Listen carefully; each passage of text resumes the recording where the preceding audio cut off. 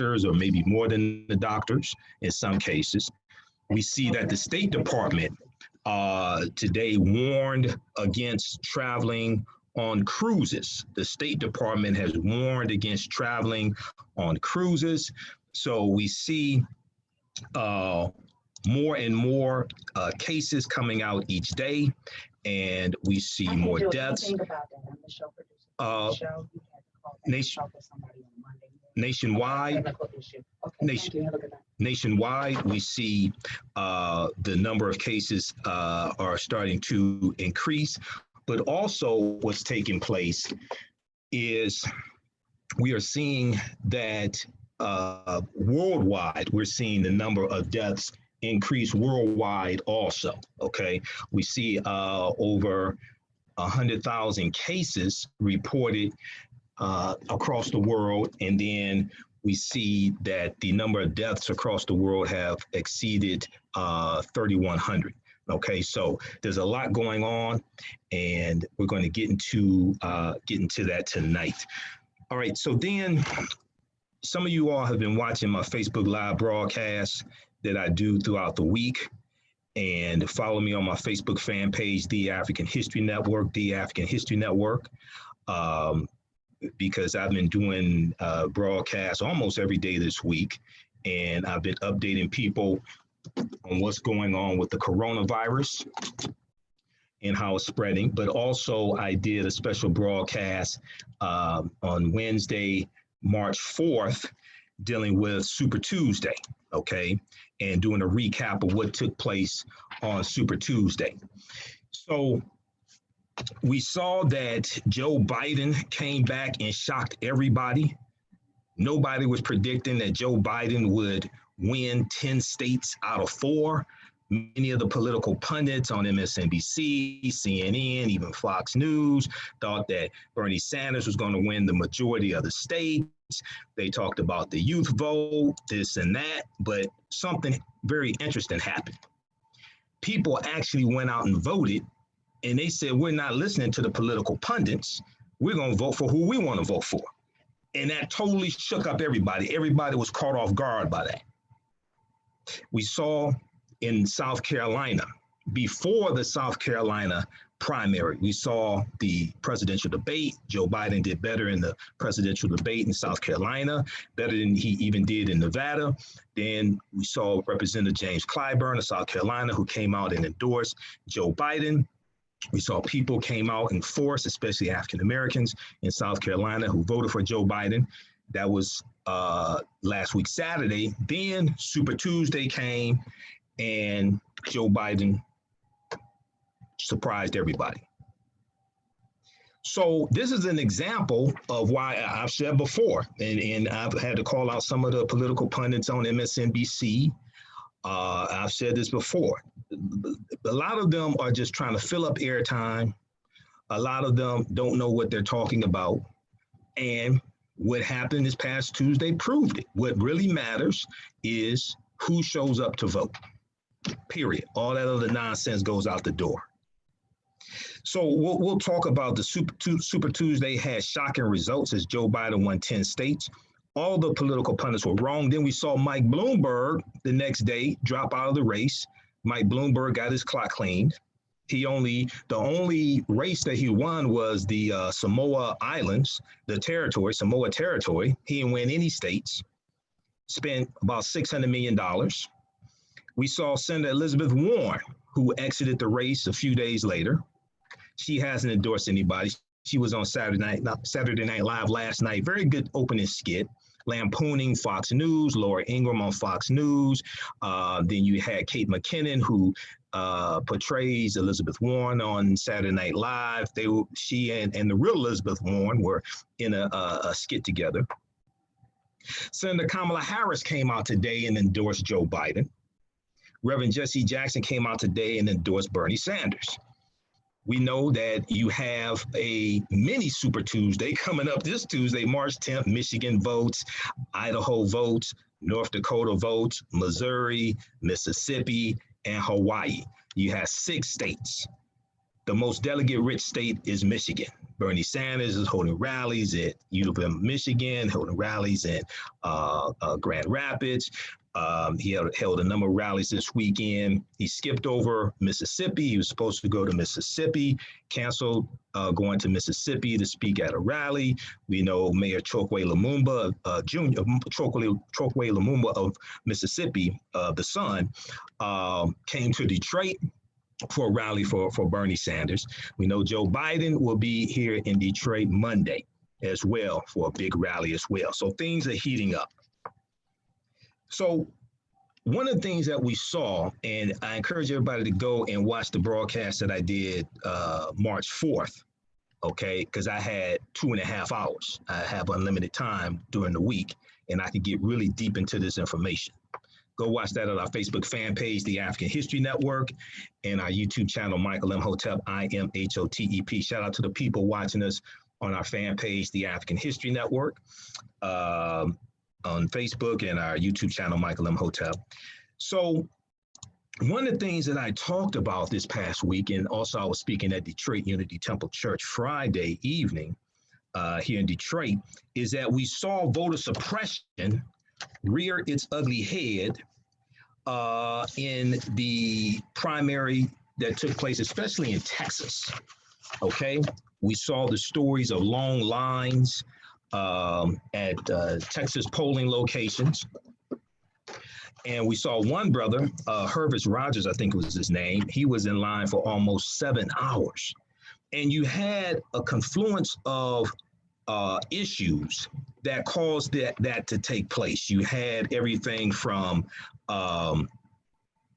the Shelby County versus Holder U.S. Supreme Court case that took place in 2013 that gutted Section 5 of the Voting Rights Act.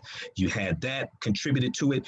And if you saw the articles that I post throughout the week on our fan page, The African History Network, if you saw the broadcast I did March 4th, Texas has shut down more polling places. The state of Texas has shut down more polling places from 2012 to 2018 than any other state. Okay, the state of Texas. They've shut down about 750 polling places from 2012 to 2018. And that contributed to the logjam that we saw there Thursday in various Texas counties. And we know that you're going to have more people who vote in the in the general election than who vote in the midterm election, or in the primary, I should say. Okay, so we'll talk about that as well, the rampant voter suppression that took place, and this ties into history. This ties into understanding the Voting Rights Act of 1965 and how the U.S. Supreme Court case of Shelby County versus Holder gutted Section 5 of the Voting Rights Act, which removed the pre-clearance. And then right after that, all these new states started coming out with new voter ID laws targeting African Americans, especially targeting Hispanics, but also targeting college students. So we saw that this past Thursday. And interestingly enough, March 7th was the 55th anniversary of the Bloody Sunday in Selma, Alabama, which was March 7th, 1965, and that was dealing with the fight for the Voting Rights Act of 1965 that was gutted because of the U.S. Supreme Court case of Shelby County versus Holder. And because that U.S. Supreme Court case was gutted, that had a big impact on the 2016 presidential election, because in the 2016 presidential election, there were 868 fewer polling places. There were 868 fewer polling places in the 2016 presidential election. Today, there are 1,700 fewer polling places, fewer places to vote. All this ties into history. All this ties into law. Politics is the legal distribution of scarce wealth, power, and resources, and the writing of laws, statutes, ordinances, amendments, and treaties, their adoption, interpretation, and enforcement. So when people think the 1965 Voting Rights Act doesn't matter, Why did Republicans work so hard to weaken it? Why are Republicans systematically closing polling places? And when you look at articles like the one from blackamericaweb.com, with not Black America Web, which one was that? MSN.com had an article about this, Vox.com, et cetera. Washington Post had a really good article, long voting lines in Texas spotlight concerns about access to the polls. We saw The Guardian and other publications had articles dealing with the voter suppression that was taking place because of Shelby County versus Holder was gutted. So the question we have to ask ourselves is, if the African American vote doesn't matter, why do Republicans work so hard to suppress the African American vote? If the African American vote doesn't matter, why do Republicans work so hard to suppress the African American vote? We saw it in 2016. We're seeing it right now, real time. The other thing that we're seeing real time is how the spread of the coronavirus and the mishandling from the Trump administration is causing people to really think about who they vote for the next president, because they realize that you need somebody competent. You realize they need somebody who's going to tell people the truth. They realize you need somebody who is not going to contradict the scientists and think they know more than the scientists. Okay, they realize they need somebody who's going to be ahead of the curve. So that played a part in who people voted for on Tuesday as well. It's going to play a part moving forward. We see that the 1918 flu pandemic that was covered, that was misreported, that was really covered up, the extent of it by the U.S. government, President Woodrow Wilson. We saw it kill 50 million people worldwide and kill 675,000 people right here in the U.S., and Woodrow Wilson got it. But Donald Trump just this past week said he didn't know, that so many people died from the flu, but his grandfather died of the Spanish flu, that Spanish flu pandemic in 1918. His grandfather died from that. It's interesting how history repeats itself for those that don't know it. We'll deal with this and other topics, 9-10 AM, the Superstation, the Future Radio, the African History Network show. I'm Michael Imhotep. We'll be back in a few minutes. All right, stand by, guys. We'll be back in a few minutes. Hey, Fred, can you do me a favor? Can you turn that down here, please? All right, guys, stand by. We'll be back in a few minutes. How's everybody doing? Everybody share this broadcast on your Facebook page. Invite your friends to tune in. Follow us on our Facebook fan page, The African History Network, The African History Network. Click on notifications. We'll let you know, so you'll know when we go live. Everybody on our YouTube channel, Michael Imhotep, IMHOTEP. Follow us here on our YouTube channel. Click on notifications so you know when we go live as well. We've got Rut Yisrael, DB Cooper, Ear Hustler, Twin Fashion, W. Canty, Miss Britain, just a few of the people watching us on our YouTube channel. And then on our Facebook fan page, The African History Network, we've got Anita, we've got Fly Onisha, Juanita D, Darren, just a few of the people watching us there. If you like this type of information, you can donate to the African History Network, paypal.me/TheAHNShow, paypal.me/TheAHNShow. Or through Cash App, $TheAHNShow through Cash App, $TheAHNShow through Cash App. It helps us to keep doing the research, finance our Sunday night show, stay on the air. I will be in Baltimore the weekend of the 30th at the Baltimore Natural Hair Care Expo. So you'll hear more about that. We'll get the flyers up on our website, AfricanHistoryNetwork.com. I'll be speaking there. Should be both days. Probably next weekend we'll have Malika Tamu Cooper on to talk about that also, who organizes it. Coming back how soon? 7 seconds. All right. Stand by. 1, 0. Welcome back to the African History Network show right here on 9-10 AM, the Superstation, the Future Radio. Hey, I'm your host, Brother Michael Imhotep. It is Sunday, March 8th. 2020. We're live tonight, jam-packed show, a lot going on. Be sure to watch my broadcast throughout the week. If you miss them, they're archived, go back, because I get deep into this information. I have unlimited time there. Watch us at our Facebook fan page, The African History Network, The African History Network, and my YouTube channel, Michael Imhotep, IMHOTEP. on YouTube. Now, in the second hour, what I'm going to do in our second hour, we'll deal with Super Tuesday and some of the results of Super Tuesday. We'll talk about the voter suppression that took place in Texas. And what I'm going to do is look at the policies of Bernie Sanders, look at the policies of Joe Biden, and see how they will impact African Americans. This is extremely important. I hear a whole lot of people talking. Very, very few people are going to do what I'm going to do in the second hour. I hear a whole lot of people talking on social media, people talking about baby boomers voting for Biden and all type of stuff like that. Well, the fact of the matter was, the young voters that Bernie Sanders was predicting were going to show up, they didn't show up in the numbers that he predicted or needed. So why are you going to blame baby boomers and older African Americans going to the polls and voting for who they wanted to? You should talk to the younger people who Bernie Sanders said was going to show up, who didn't show up. You should go talk to them because they didn't show up and vote for Bernie Sanders. If you like Bernie Sanders, go vote for Bernie Sanders. I don't have a problem with that. If you like Joe Biden, go vote for Joe Biden. I don't have a problem with that. But you shouldn't attack the people who went and voted for who they wanted, as opposed to talking to the people who Bernie Sanders was counting on and they didn't go vote. The revolution was not televised because the revolution didn't happen. So all this back and forth, calling people names on social media, all that stuff needs to stop. This is ridiculous. Say that for Trump.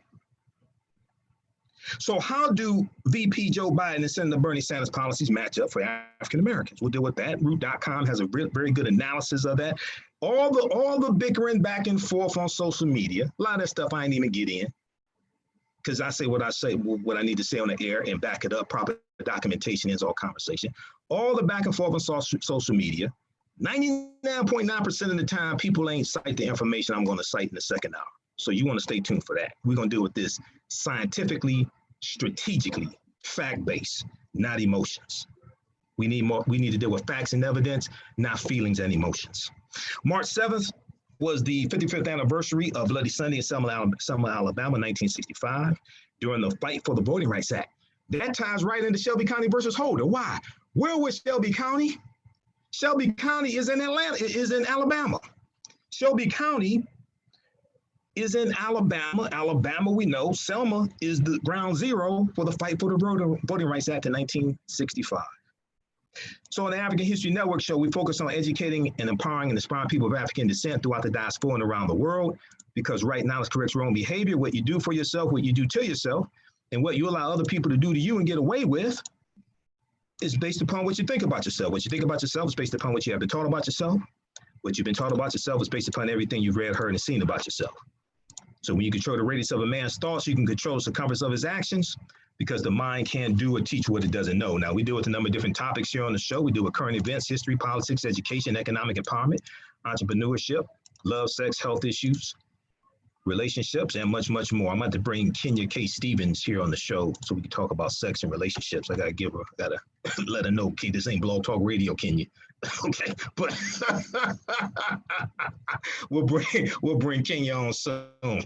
You've seen me interview Kenya before. We talk about tantra, sex, and things like that. I gotta let her know, okay, this ain't Blog Talk Radio. Okay, I'm being 4 years, Kenya. Kenya's been on Dr. Phil with her husband, Carl Stevens, and you've seen Kenya K. Stevens. Go Google her name. You've seen me interview her. But I just gotta let her know, okay, Kenya, this ain't Blog Talk Radio now, right? We have an FCC license here. Okay. All right. So let's jump into this now. Rick Israel said Biden helped write the crime bill during the Clinton administration, which was detrimental to Black folks. Now, I encourage people. See, I hear it's interesting. People talk about the crime bill in 1994. I can tell the age of people when they start saying stuff like that. Because you don't talk about the fact that the U.S. prison population quadrupled from 1970 to 1993. You don't deal with Ronald Reagan's war on drugs in 1982. And it started with Richard Nixon's war on drugs, June 17, 1971, when he declared his war on drugs in front of Congress.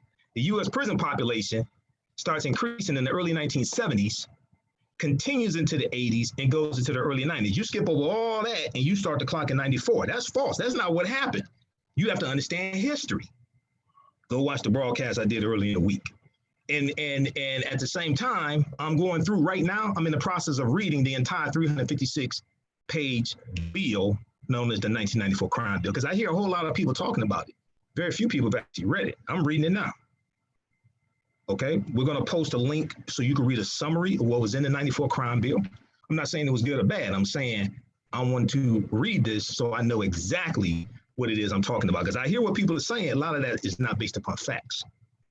I deal with facts and evidence. I don't deal with opinions and beliefs and feelings. Okay, so let's jump into this. The coronavirus is continuing to spread. We see that shortly, right before coming on the air, the coronavirus epidemic continued to prompt new travel restrictions and emergency declarations around the world, with the U.S. State Department on Sunday warning citizens against cruise travel and Italy resorting to a massive lockdown affecting millions of people. Now, Washington Post has some of the best coverage on this. You see my broadcast throughout the week. We deal with the live updates from the Washington Post. NBCnews.com has live updates, as well as New York Times. So I look at the live updates from all of them because I subscribe to them. I pay Washington Post and New York Times money each month to gain access to their websites and archives and all of that good stuff.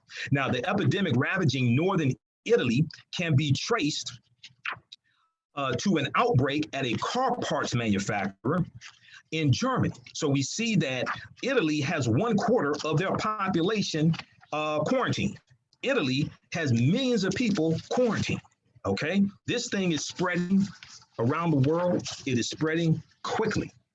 And there was an article from the Washington Post in the last couple of days that dealt with, well, the one from last week that dealt with how Trump has not learned a lesson from the 1918 flu pandemic. Okay, so that is a good one that people should read, and that ties into history. And what we're dealing with right now is history in the headlines. And those that don't know history are destined to repeat it. 1918 flu pandemic, also known as the Spanish flu, that killed 50 million people, originated in China, historians say. So that's from National Geographic. That's from 2014. And then there was another article from the Washington Post that dealt with the flu pandemic from 1918. Okay, so in the United States, the death toll rose to 21 on Sunday, March 8th, 2020, to include 2 more residents of an infection-stricken nursing home. U.S. cases have surpassed 400 and affected more than 30 states, as well as the District of Columbia, where a church rector had the city's first confirmed infection. Maryland announced 2 more cases on Sunday, while the state of Virginia reported 1 more. So we're seeing this pop up in more states. What's going to happen, if you saw Dr. Anthony Fauci on Meet the Press this morning with Chuck Todd on NBC, rebroadcasted on MSNBC, we see that about 1 million tests are going to reach health facilities on Monday. Then they're going to be more tests sent out later this week. So as these tests go out, because earlier last week, Vice President Mike Pence said that there would be 1 million tests that were going to be sent out by the end of this past week. As of Thursday, this past Thursday was 75,000 tests. Okay, so they missed the mark. As more tests are sent out to health facilities, you're going to see the number of people who are diagnosed skyrocket. Right now, we're dealing with over 400. Last I heard, maybe about 436, something like that, diagnosed cases. But there have been a shortage of tests to actually diagnose the coronavirus. As you have hundreds of thousands or 1 million plus tests available to health facilities, they're going to be able to test people, and you're going to see the number skyrocket. So U.S. cases have surpassed 400 and affected more than 30 states, as well as the District of Columbia, where a church rector had the city's first confirmed infection. Maryland announced 2 more cases on Sunday, while Virginia reported 1 more. So we saw Governor Larry Hogan, governor of Maryland. He was on Meet the Press this morning with Chuck Todd also. Now, with positive cases reported among attendees of major gatherings, including a conservative conference attended by President Donald Trump. That was the CPAC Some political organizations have reassessed their plans for large-scale events, but Senator Bernie Sanders, independent from Vermont, and just incidentally, this ain't picking on Bernie. I like Bernie, knew about Bernie long before most people did. Bernie Sanders is in the documentaries, Koch brothers exposed, Alec exposed. Go watch those on YouTube. But right here in the live updates from Washington Post, it says Bernie Sanders, independent Vermont. Okay, so I'm just... I've said this before. I'm not picking on Bernie. You did it yourself, dude. But Bernie Sanders he's not a Democrat. So I'm just, that's why it still says Bernie Sanders, independent Vermont. Don't take my word for it. Go to Senate.gov. What's Senate.gov? Official website of the U.S. Senate. Who has a page on Senate.gov? All 100 U.S. senators. What does it say? What on their page on Senate.gov? What does it show? Their party affiliation? What does it say for Bernie Sanders? Independent Vermont. I mean, so, okay, you know, it is what it is. I've said this before. If Bernie Sanders gets the nomination, I'm voting for whoever gets the nomination, period. If Bernie Sanders gets the nomination, more power to him. He earned it. I'll vote for Bernie Sanders. If Joe Biden gets the nomination, more power to him. He earned it. I'll vote for Joe Biden. Whoever gets the nomination, I'm voting for them. Okay, but, you know, it is what it is. So Bernie Sanders, Senator Bernie Sanders said Sunday that he is moving forward with plans to hold campaign rallies ahead of Tuesday's primaries in 6 states. In China, where the outbreak has begun to subside, a hotel in the southeast that served as a quarantine facility for 71 people collapsed Saturday. Many of you saw the reporting on this on Saturday on social media. A quarantine facility for 71 people collapsed late Saturday, killing at least 10 people and trapping scores in the rubble. Okay, and let's do this right here. I'm going to refresh the screen here for the latest updates. Okay, there we go. Bam, got more updates in. All right, so the coronavirus epidemic continued to prompt new travel restrictions and emergency declarations around the world, with the U.S. State Department on Sunday warning citizens against cruise travel, and Italy resorting to a massive lockdown affecting millions of people. The epidemic ravaging northern Italy can be traced to an outbreak at a car parts manufacturer in Germany, according to a study by Italian virologists. Findings that are likely to shatter assumptions that German authorities had successfully contained the first major cluster in Europe. So what we're seeing is that this is affecting business. Now, this past Friday, you know, the first Friday of every month, the job numbers come out from Bureau of Labor Statistics, the Labor Department.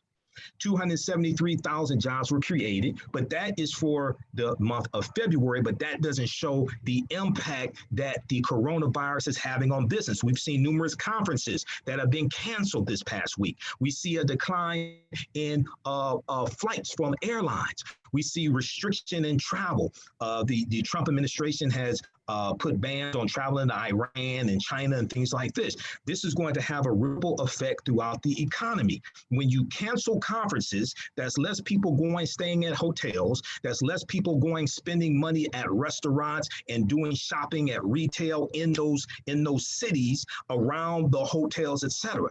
When you have airlines canceling flights, that is going to be a reduction in revenue for the airlines. That's going to be, but also if you have less people coming through to the airports, then you ain't going to need all these people working.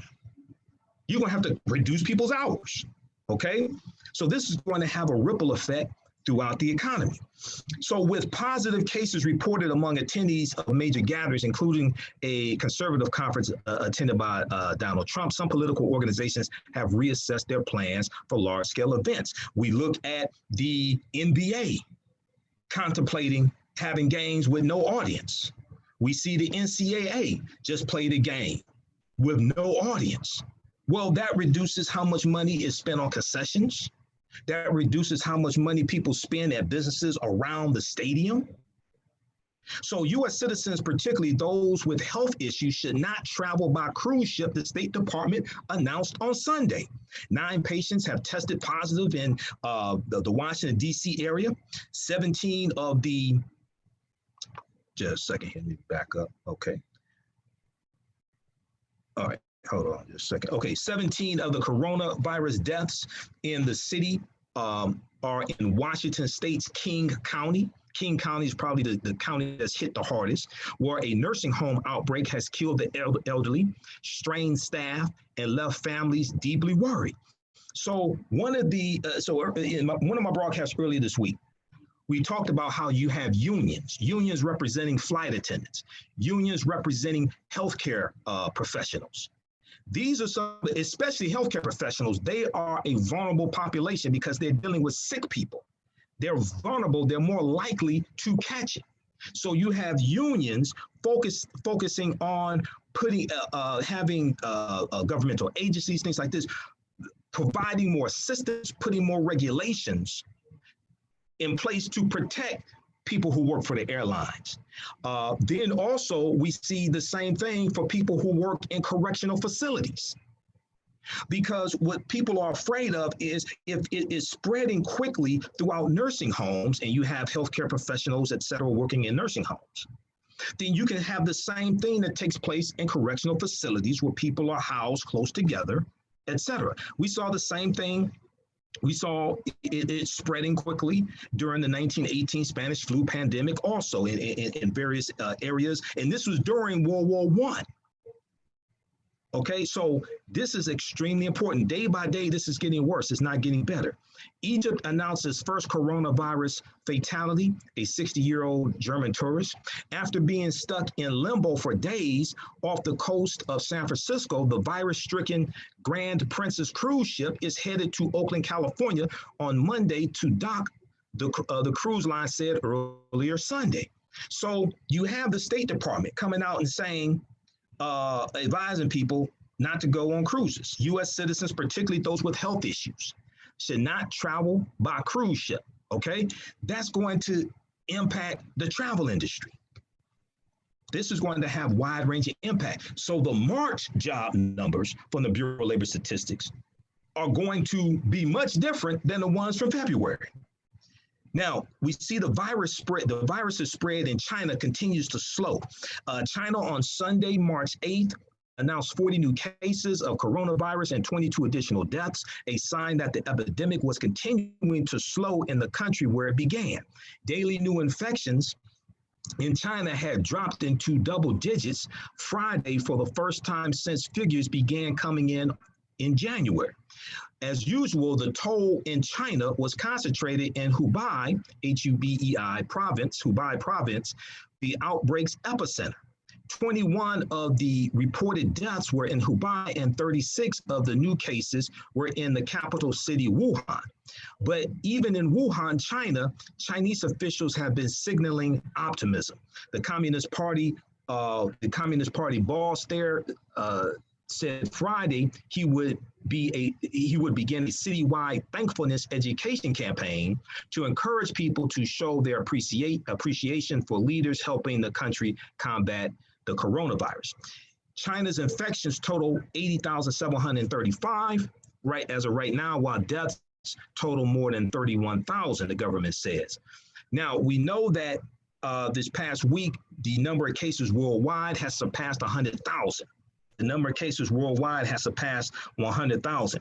We see that Sunday, March 8th, was reported that a DC woman unable to be tested highlights confusion.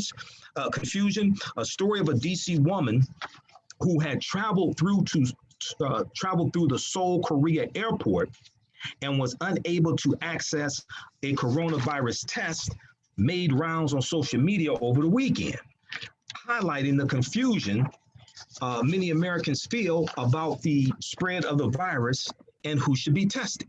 Okay, so you can look at these updates on Washington Post, also NBCnews.com.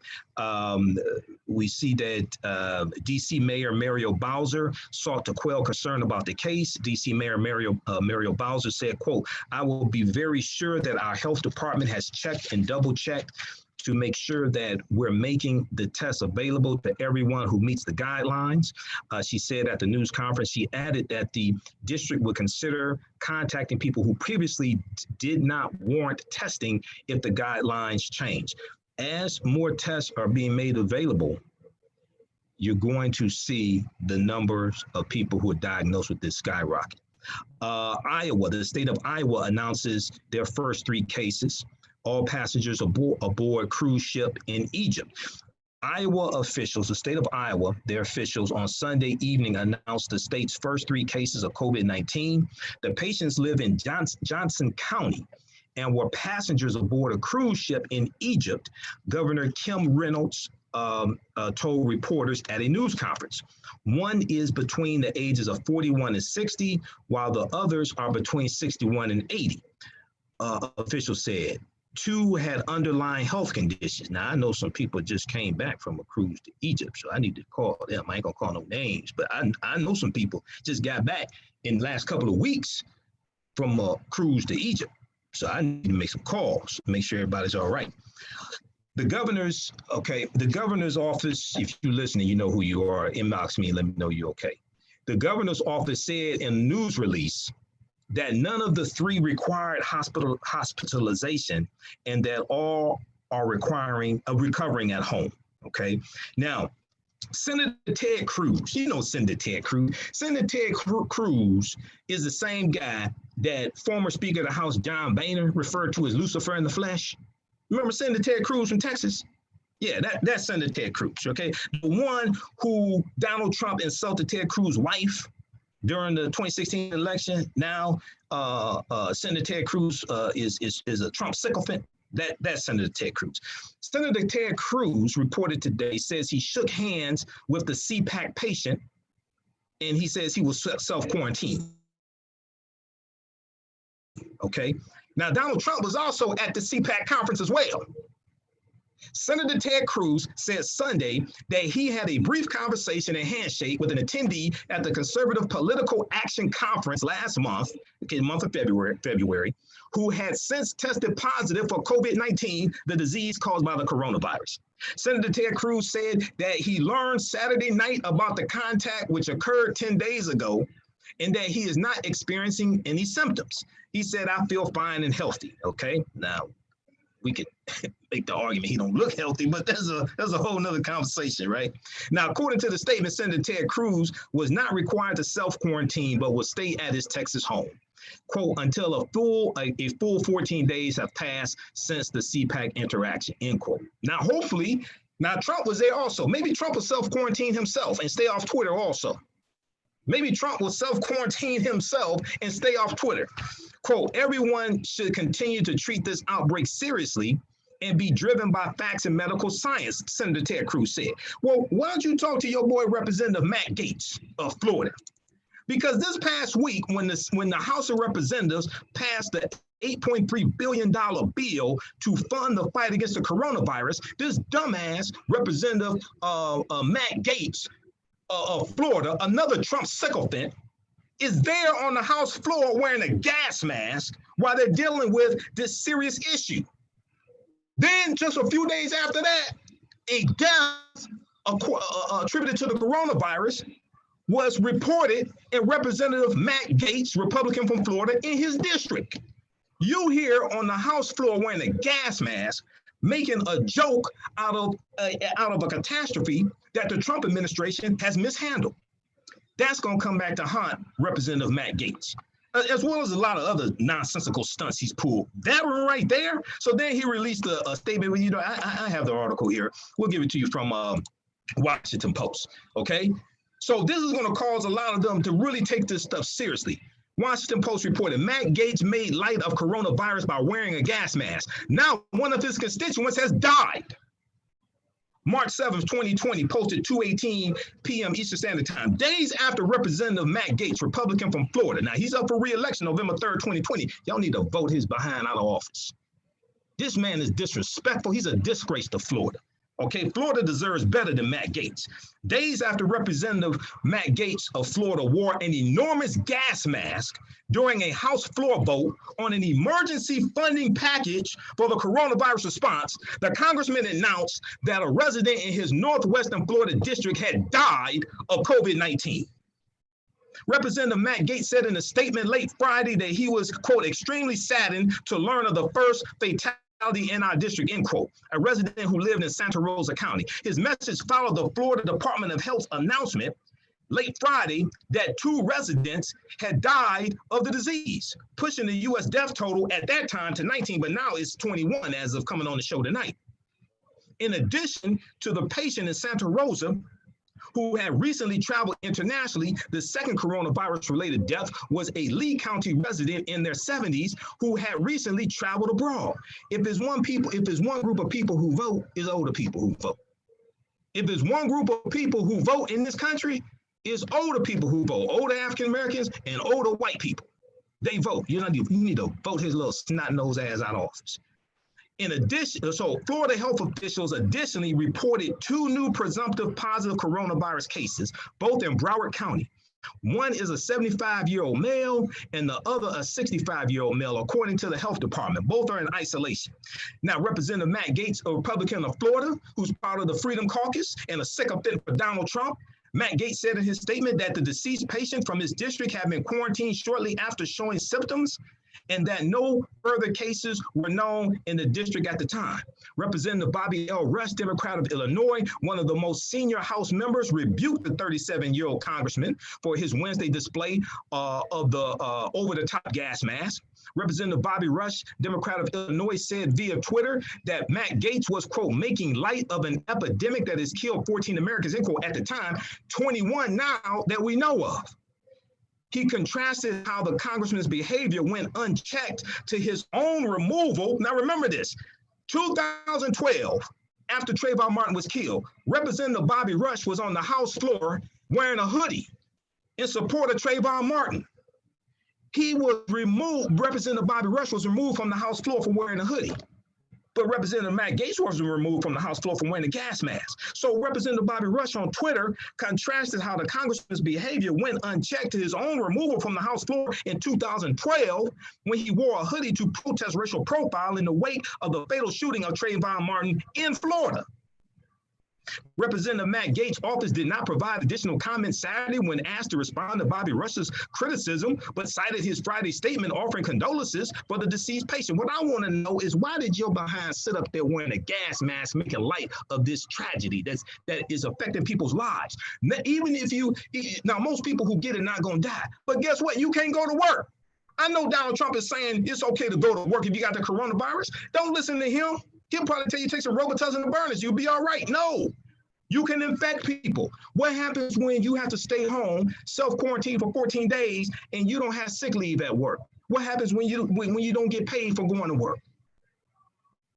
This has wide-ranging impact.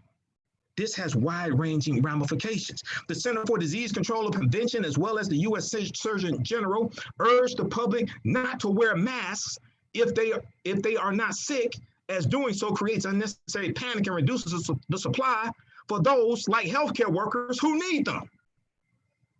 Where did they get some of these Republicans from? So what happens is when you read the information, go to cdc.gov, Center for Disease Control. One, if you don't have the coronavirus, wearing a mask is not going to prevent you from getting it. If you have the coronavirus, wearing a mask can help reduce you spreading it to other people. Two, when you have all these people who don't need the mask, buying up the mask, it reduces the supply for the people who need it, like healthcare professionals, healthcare workers. They're on the front lines. They're some of the most vulnerable ones.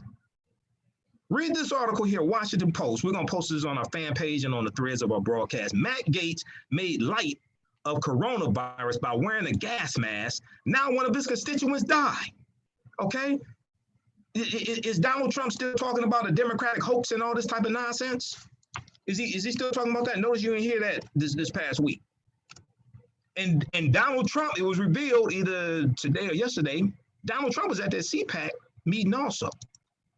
Okay? Where the person with the coronavirus was diagnosed. So I wonder if Donald Trump is going to do the right thing and self-quarantine. Let's hope so. Let's hope he stays off of Twitter as well. Okay, I know we're coming up here on a break in a couple minutes here. So when we come back, we're going to continue a little bit with updates on the coronavirus, and then we'll get into 2020. We'll get into the Super Tuesday. Watch my broadcast throughout the week because I go deep into this information because I have a lot more time. All right, now let's see here. So Maryland, the state of Maryland confirms 2 more coronavirus cases, bringing state's total to 5.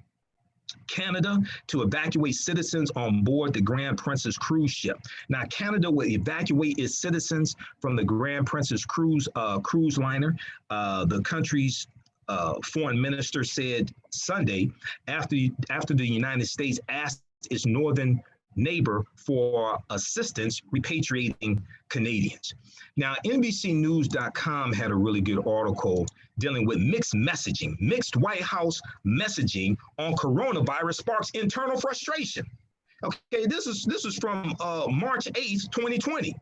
White House officials acknowledge Donald Trump is simply not on the same wavelength as his team, but say there isn't much they can do to change his public tone. That's a polite way of saying this. White House officials are growing increasingly frustrated at what they see as Donald Trump's consistent bids to downplay the severity of the coronavirus outbreak, a tendency that has led to a clash in messaging with public health officials. Those mixed messages were on display Sunday as the top infectious disease doctor at the National Institute of Health, Dr. Anthony Fauci, warned the elderly and medically vulnerable to avoid large crowds and long trips or cruises. And Surgeon General Jerome Adams, who is a brother, by the way, Surgeon General Jerome Adams told the public to be prepared for more cases and deaths. But the message Sunday morning from Donald Trump on Twitter was praised for his administration's response, which he called a, quote, perfectly coordinated and fine-tuned plan, end quote. Really? What planet do you live on? And blame for the media, which he said was, quote, doing everything possible to make us look bad, end quote. No, they're just reporting what you're doing, they're not doing. Now, Donald Trump also told reporters Saturday night that he would not be postponing his political rallies, which can attract upward of 15,000 attendees, and was not concerned about the virus getting closer to the White House. Multiple sources familiar with the discussions acknowledge that Donald Trump is simply not on the same wavelength as the rest of his team, but they said there is not much they can do to change his public tone. Now, people who went to the polls Super Tuesday, people who are going to go to the polls this Tuesday and subsequently, they're seeing this catastrophe taking place real time. They're seeing the mishandling of the coronavirus by the Trump government.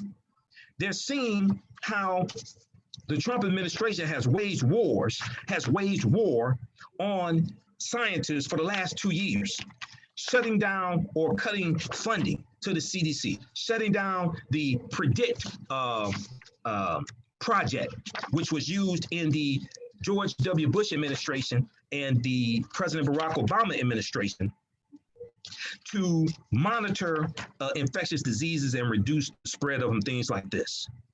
They're seeing what happens when you have somebody who's president who has absolutely no clue what they're doing and is more focused on keeping the stock market propped up than on actually being honest and telling people the truth and putting the doctors out in front and giving the people the real cold hard facts so people can protect themselves. They're seeing what happens when you have somebody who's incompetent, and they're realizing, hold on, elections have consequences. They're realizing even though the policies that are being implemented dealing with the coronavirus, the policies don't say Black, the policies don't say African American, the policies don't say white or Hispanic, but the decisions coming from Washington, coming from the White House, will impact the lives of millions of people across this country. We saw this past week, Washington Post reported, Donald Trump said at the CDC on, I think that was at the CDC in Atlanta on Friday. Then let me know when we're coming up on a break. Maybe I have a natural ability. Trump plays medical expert on coronavirus by second guessing the professionals. They're seeing stuff like this. Donald Trump likes to say, I know we're coming up on a break in a couple of minutes here. So you can give us a call, 313-778-7600. 313-778-7600 is the call-in number if you have a question or comment. Because I know we're coming up on a break here in a couple of minutes. Let me know how much time we have before the break. Okay, so Donald Trump likes to say that he fell into politics almost by accident, and on Friday, as he sought to calm a nation gripped with fears over coronavirus, he suggested he would have thrived in another profession, that of medical expert. Donald Trump at the Center for Disease Control and Prevention in Atlanta on Friday, March 6th, said, "I like this stuff. I really get it." Trump boasted to reporters during a tour at the CDC, citing a great super genius uncle, end quote, who taught at MIT. Donald Trump professed that it must run in the family genes. Quote, "People are really surprised I understand this stuff," he said. "Every one of these doctors said, 'How do you know so much about this?' Maybe I have a natural ability." How's all this stuff always about him? You got people dying. How's it always about him? We'll deal with this on the other side of the break. 9:10 AM, the Superstation, the Future Radio. Michael Imhotep, the African History Network show. We'll be back in a few minutes. All right, stand by, everybody. We'll be back in, I think, 4 minutes from the break. Did you want any of this clip played when we come back? Yeah, I'm going to introduce the clip. Okay. The one about Trump or the one for coronavirus? Which one's the first? 11th hour, that's the first clip. We're going to go with that one first, but I'm going to introduce it. All right. How's everybody doing? Everybody share this broadcast on your Facebook page. Invite your friends to tune in also. How's everybody on YouTube? We've got Charlene. We've got Journal of J. How you doing, Journal of J News? Journal of J News always watches us. DB Cooper, Frazier. Everybody share this broadcast on your YouTube channel. Share this on Facebook. Invite your friends to tune in, okay? In our second hour, we'll continue some dealing with the coronavirus, updates on the coronavirus. Then we're going to get into Super Tuesday. We're going to break down the policies of Bernie Sanders and Joe Biden and show the impact to the African American community. Whether a candidate has a Black agenda or not, their policies will still either positively or negatively impact African Americans and people in general, okay? So we have to look at this. We'll also look at some the policies proposed by Mike Bloomberg. Now, we know Mike Bloomberg dropped out of the race right after Super Tuesday. And we know that, you know, some people like this Greenwood initiative. He has some good things in the Greenwood initiative. Now, it wasn't detailed. It was kind of scant. It focused on three main things. We'll talk about that. You have some people who say, well, we should support African Americans, support Mike Bloomberg. He has the best Black agenda. Well, Mike Bloomberg dropped out of the race and he endorsed Joe Biden. So now what? Okay, Twin Fashion, how you doing? Okay, so everybody, you can donate to the African History Network, $ the AHN Show through Cash App, $ the AHN Show through Cash App. That helps us keep doing the research. Roberta, oh, thanks so much, Roberta. Thanks for the donation. I really appreciate that. And then let's see what's posted here on Facebook. Yeah, because that helps us to pay for all these services that we use to do the research, helps us do the broadcast throughout the week. Then also this Sunday night show as well. All right. Okay, we're coming back short in a couple minutes here. Okay, how soon are we coming back? About 20 seconds. About 20 seconds. All right. Okay, we got Twin Fashion, we got Frazier, Warren Webb, my man in the Detroit area. How you doing, Warren? We've got Rut Israel, we got Charlemagne. Okay, now I'm going to post the link when we get into the second, when we talk about Super Tuesday. I'm going to give you the link to read a summary of what was in the 94 crime bill. Because I hear a whole lot of people talking about this. Welcome back to the African History Network show right here on 9:10 AM, the Superstation, the Future Radio. Hey, I'm your host, Brother Michael Imhotep. It is Sunday, March 8th, 2020, and we are live. We're broadcasting on our Facebook fan page, The African History Network, The African History Network, and also on our YouTube channel, Michael Imhotep, IMHOTEP. So follow us, subscribe to both our fan page on Facebook and my YouTube channel. Turn on the notifications on both of them so you know when we go live. Turn on the notifications, okay? Because, you know, a lot of people don't have the notifications on, so you don't know when we go live. You can interact with me when I go live as well. Okay, so the calling number is area code 313-778-7600. And we're also broadcasting on 9:10 AM Superstation's Facebook fan page as well. Okay, 9:10 AM Superstation on Facebook. So follow the radio station on Facebook. And you can watch us there as well. Okay, so right before the break, I was sharing with you, we were talking about the spread of the coronavirus, and I was sharing with you, we talked briefly about the article from the Washington Post. Maybe I have a natural ability. Trump plays medical expert on coronavirus. Trump plays medical expert on coronavirus by second guessing the professionals. Okay, that's dangerous. You can go to cdc.gov. CDC.gov is the Center for Disease Control.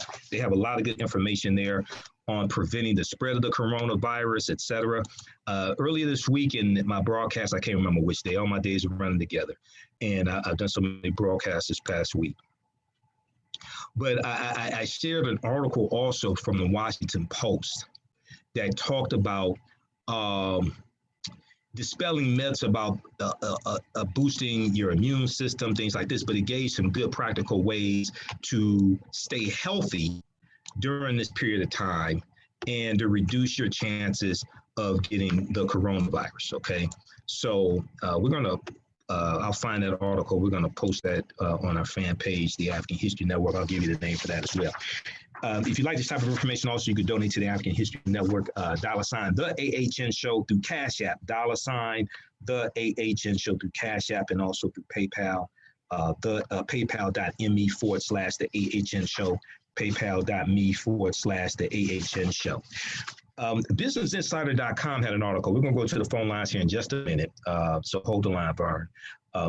Also, the calling number 313-778-7600. 313-778-7600 is the calling number.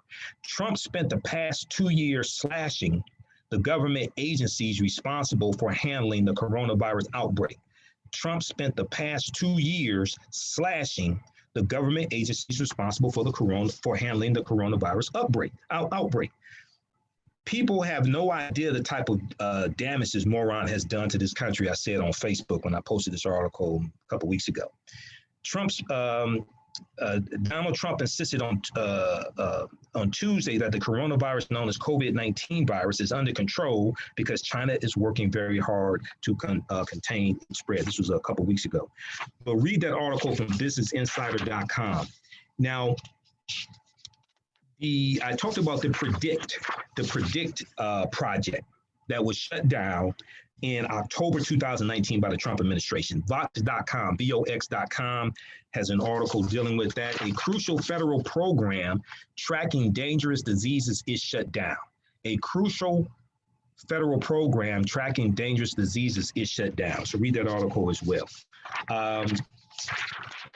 Let's see here. I want to go to, let's go to this clip here. This is from, then we'll go to the phone lines. This is from the 11th hour on Friday, March 6th, MSNBC. Trump praises coronavirus response as cases rack up and markets spiral. Let's go to this clip.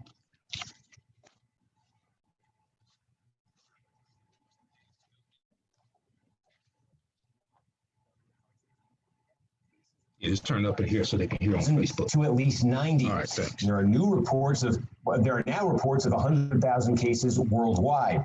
Today, one of the scientists tracking the global spread of the virus noted this key development during a briefing for congressional staff. We've recently passed the point at which case we now have more cases outside China than inside China on a daily basis, which I think is a pretty critical shift in this situation. In the United States, there are now more than 300 cases in almost half the states and at least 15 deaths, with the latest death being reported tonight out of Florida. There are still not enough coronavirus tests to meet the national demand, adding to the fear that the real extent of the outbreak may not be fully understood in the United States. The Trump administration has been taking a lot of heat for how it has responded to the spread of the virus.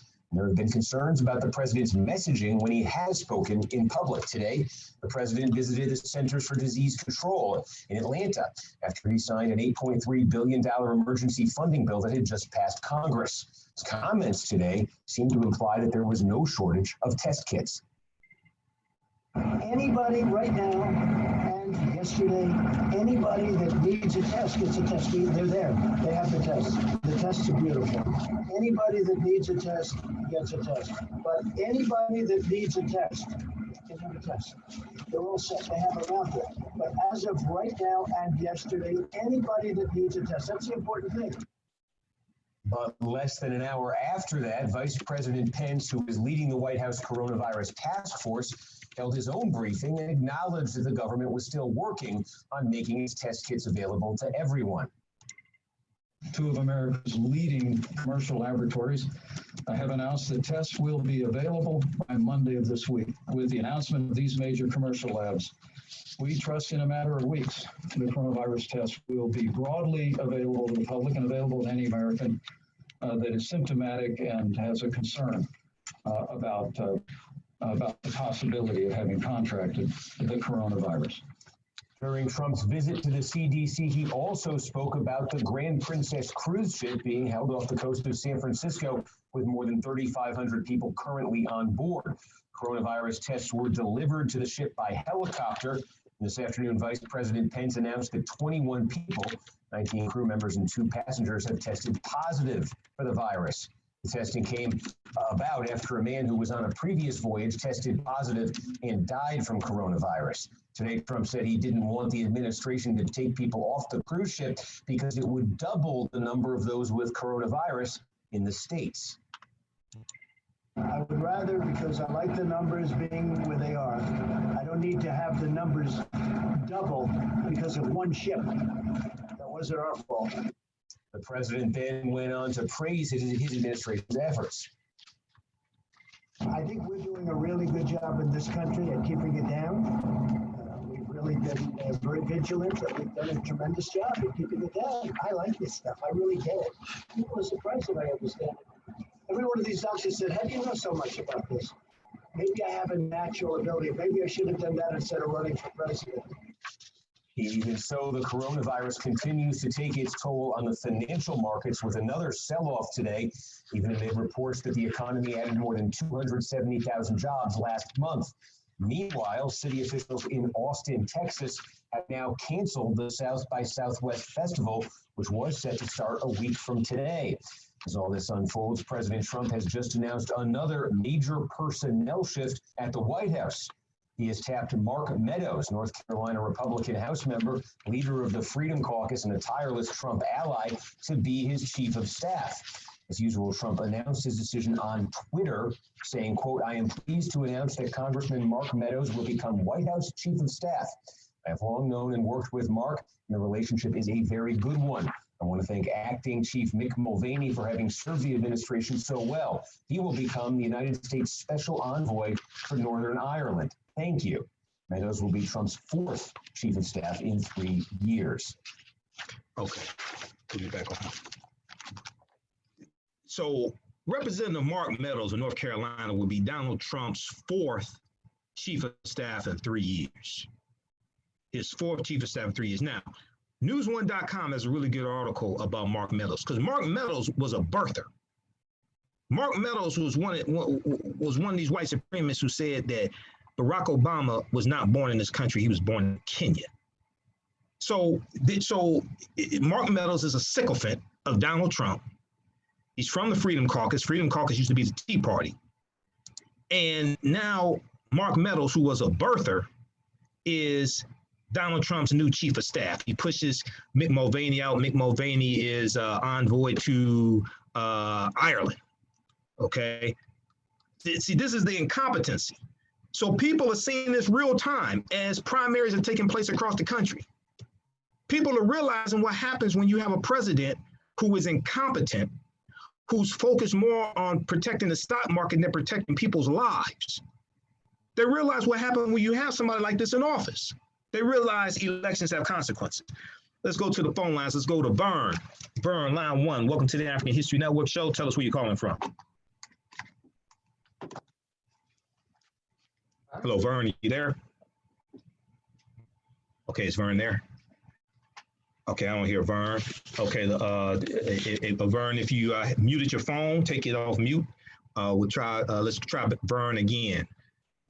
Okay, he's not there. Okay, 313-778-7600 is the call-in number. If you have a question or comment, 313-778-7600 is the call-in number. If you have a question or comment. I'm going to give you a couple more things here dealing with the coronavirus. We're going to go to one more clip, then we're going to get into this information dealing with Super Tuesday, okay? Mixed messages from the White House. This is NBCnews.com. It's a really, really good article that came out March 8th. Everybody should read this. Mixed White House messaging on coronavirus sparks internal frustration. Okay, so multiple sources familiar with the discussions acknowledge that Donald Trump is simply not on the same wavelength as the rest of his team, but they said there is not much they can do to change his public tone.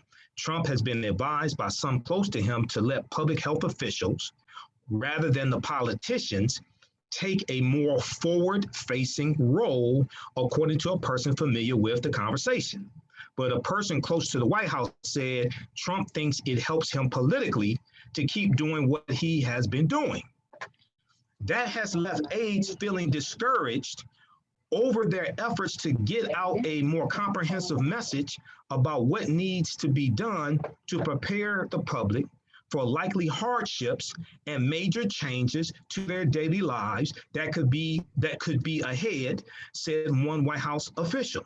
Trump consistently downplayed the risk from the virus, which has now killed 19 people as of earlier, when this article came out. It's now at least 21 now in the United States, and Trump questioned the authority of some public health experts.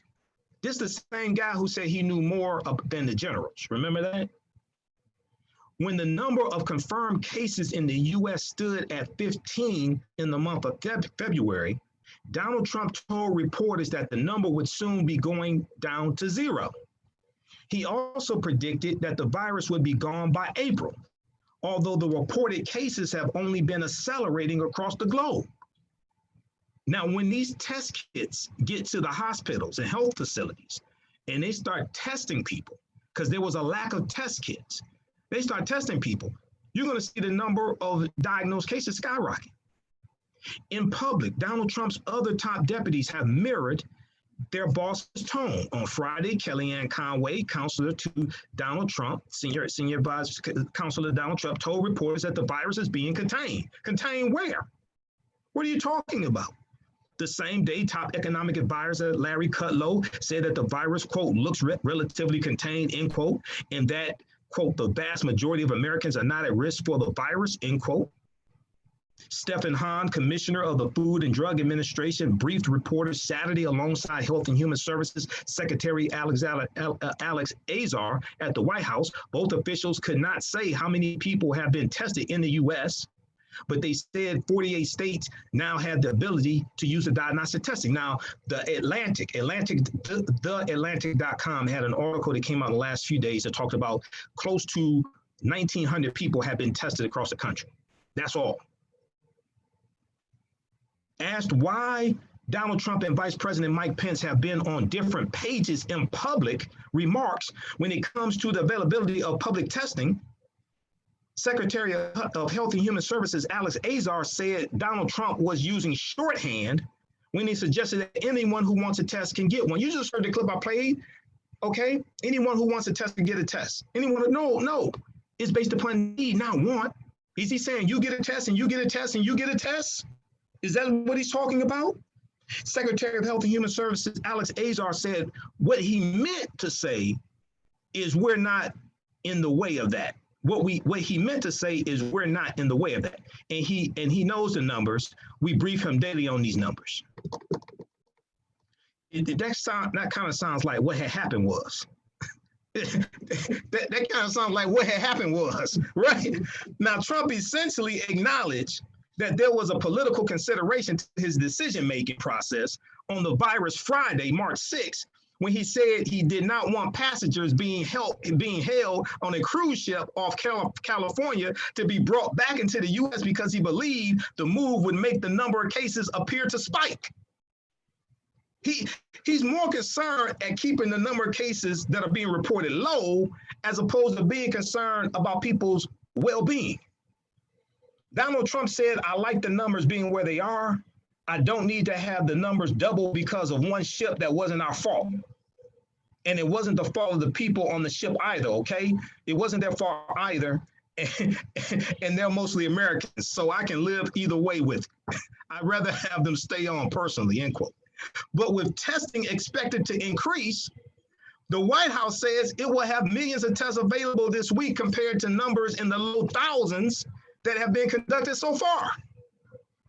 And with the virus reported in more than half of the states so far, the situation is likely to change dramatically.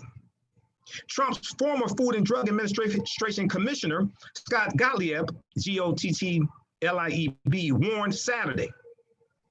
Gottlieb tweeted, "We may be entering a period of accelerating cases. The country could look very different over the next 2 weeks. We'll get through this, but need to take steps now to limit the scope and impact of virus. There are things we can do now to help ourselves," end quote. A White House official said that that is the type of messaging officials believe the administration needs to be getting out. I agree. The first thing you need to do is shut Trump up. Don't have him doing no interviews. Don't have him tweeting about this. Just tell him to be quiet, okay?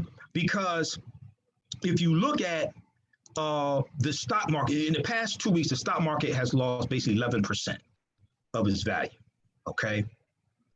And you have international markets affected by this. You have the U.S. market, et cetera. All right, I'm going to go to this next clip, then we'll go to the phone line. So stand by. We got Vern back, and then we have Aiden. Stand by. I'm going to go to this next clip. This is from MSNBC. This is clip number 2 from this. Which one is this? Is this AM Joy? Which one is this? This is AM Joy? Yeah, let's go to AM Joy. Coronavirus cases in U.S. climb as slow government response slam. This is from Sunday, March 8th from Joanne Reed, AM Joy, MSNBC. Let's go to this clip. Yeah, turn it up here. Among Americans. Yeah. Can you just start it from the beginning? And who did not have just start it again from the beginning, because they ain't here. So it means that people are walking into the hospital or to a doctor's office, obviously sick. Transmission means what? Community transmission means that the virus has circulated among Americans who did not travel abroad and who did not have any contact with someone who travels abroad. So it means that people are walking into the hospital or to a doctor's office, obviously sick with COVID-19, with no known contact with anyone else who's had it. So that means that it's like circulating out there and we don't know how many people have it. So we had our first case 2 Wednesdays ago. Let's say it's 9 days, right? So within 7 days of South Korea having identified their first case of community transmission, they had tested about more than 10,000. They were testing 10,000 people a day, and they had tested overall more than 66,000 people. At this point, based on my partner Alexis and my reporting, we think the U.S. at the end of the day, Friday, had tested 2,800 people. So we have tested fewer people overall since we discovered community transmission. How soon are we breaking? Then South Korea was testing per day within a week of discovered community transmission. So that's how far behind the U.S. is lagging on. How much time left in that clip? And I mean, the issue is in New York, you now have a state of emergency. You did have a person who was an Uber or shared ride driver.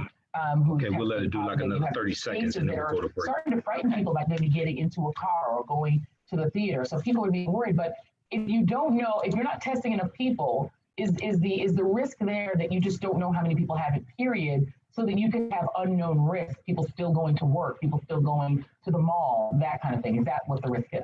Yeah, exactly. It's that until we know how large an outbreak is, it's political leaders don't have the decisions they need to kind of impose restrictions on travel or restrictions on public places, or to advise, for instance, adults from leaving the house if they have certain conditions.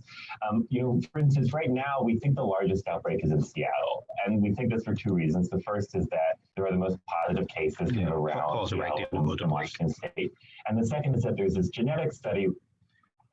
Okay, we're going to pause right there. We got to take a break. We'll finish this on the other side of the break. Then we'll go to the phone lines. We'll go to Bird and Aiden, and then we'll get into Bernie Sanders and Joe Biden, how their policies match up for African Americans. 19 AM Superstation, the Future Radio. I'm Michael Imhotep, the African History Network show. We'll be back in a few minutes. All right, guys, stand by. How's everybody doing? Okay, so we're going to finish up dealing with coronavirus. Then we're going to get into Super Tuesday, and we'll look at the policies of Joe Biden and Bernie Sanders and see how they match up for African Americans. TheRoot.com had a very, very good analysis dealing with this. They consulted with policy experts. They consulted with political science experts, et cetera, legal experts to come up with a ranking system, come up with a system, one, to evaluate the policies of the Democratic candidates. And they ranked them, okay, from who had the best policies down to who had the worst policies. Okay, so we're going to get into this.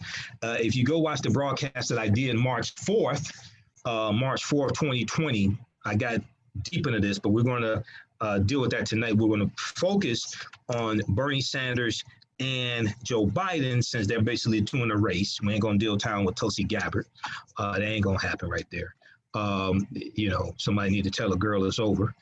But and then we'll talk a little bit about Mike Bloomberg as well, okay? Because Mike Bloomberg had the Greenwood Initiative. Mike Bloomberg, a lot of people were saying, oh, we should vote for Mike Bloomberg because he's going to do this, this, and that. Well, Mike Bloomberg dropped out of the race. He endorsed Joe Biden. So what now? 30 seconds. Okay. All right. So what now? Okay. So how's everybody doing here on YouTube? We've got DB Cooper. We got Miss Britton, Rut Yisrael, Journal J News. Just a few on YouTube. We got Charlemagne. Okay.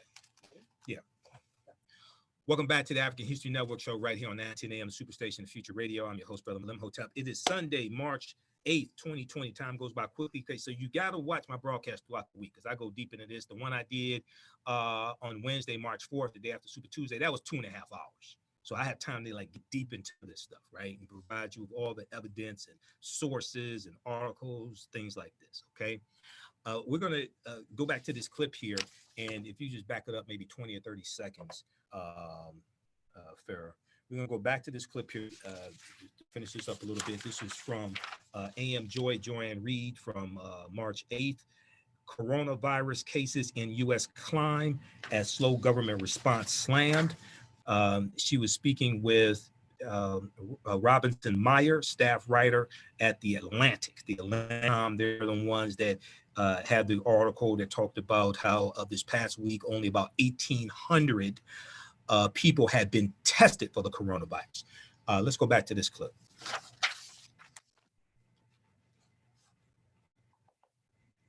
There's this genetic study which has found that based on mutations in the virus that has been identified in Seattle, that it has been circulating there for some time. Like that strain is not related to any strains we see anywhere else in the world. But there's also been nearly the most tests in Washington. I think it's the second, they've tested the second most there of any state. Yep. And there's no other public version of that genetic mutation test. So we think that the biggest outbreak is in Seattle. But that's based on two pieces of information that we really don't have for many other states. Yeah. Okay. If you're in. Okay, you can put me back on.